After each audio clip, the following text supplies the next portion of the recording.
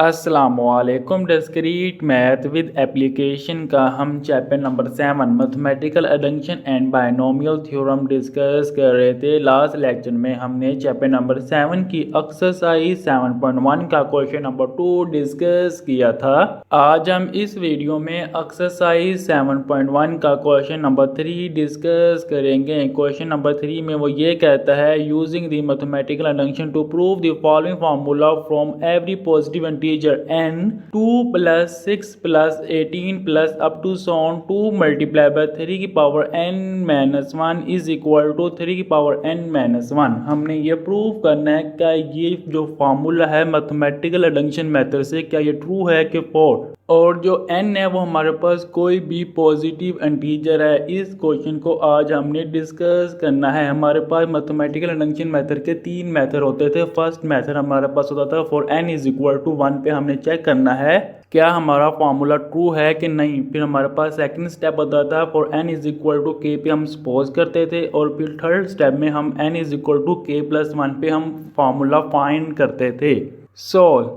Put n is equal to 1। अगर मैं n is equal to 1 put करता हूँ तो हमारे पास जो लेफ्ट साइड की जो फर्स्ट वैल्यू है वो 2 है। 2 इज इक्वल टू 3 की पावर 1 माइनस 1। 3 की पावर 1 इज इक्वल टू 3 के बराबर होता है। 3 माइनस 1 इज इक्वल टू 2 आ जाएगा। 2 इज इक्वल टू 2। तो हमारे पास जो इक्वेशन है वो सेटिस्फाई हो रही है for n is equal to 1 पर। अब हम इस इक्वेशन के ऊपर सेकंड स्टेप अप्लाई करेंगे। हमारे पास सेकंड स्टेप होता था suppose that above statement true for n is equal to k पे हमारी जो स्टेटमेंट है वो ट्रू है for n is equal to k पे हमारे पास जो इक्वेशन आ जाएगी 2 plus 6 plus 18 plus up to so on 2 multiply by 3 की power k minus 1 is equal to 3 की पावर k माइनस 1। ये हमारे पास इक्वेशन आ गई। हमने सपोज कर ली ये ट्रू है for n is equal to k पे।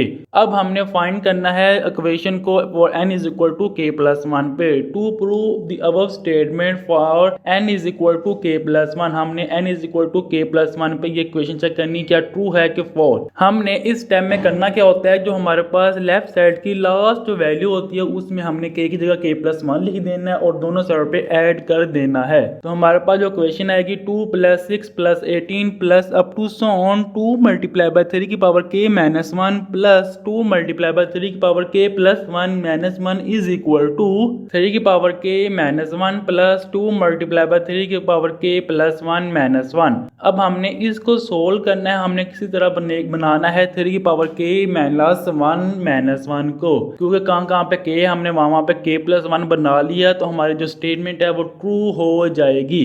तो हम लिख सकते हैं 3 की power k as it is minus 1 as it is 2 भी as it is multiply by 3 की पावर k प्लस 1 माइनस 1 है तो प्लस 1 और माइनस 1 आपस में कैंसिल आएंगे तो 3 की पावर k बच जाएगा।